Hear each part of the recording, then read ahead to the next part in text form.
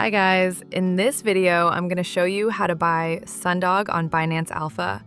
As you know, Sundog just got listed on Binance Alpha, and if you want to buy it, I will show you how. First, you can open your Binance app and make sure you have signed in.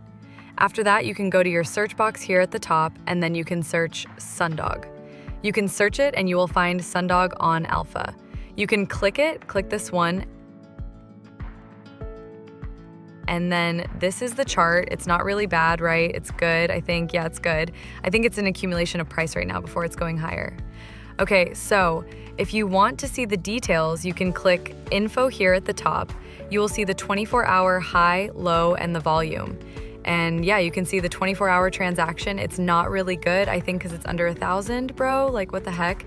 Then you can check the social media, the X account. If you want to see the audit, you can click audit here at the top, and you will see the audit. For the audit, this token is good. So yeah, and if you want to buy it, you can just click right here at the bottom and you can choose limit order. You can put the price you want to buy, you know, like this, and then you can put the amount of the token, USDT. And you can also choose in standby. You can swap other tokens, but for this token, this is not available for instant.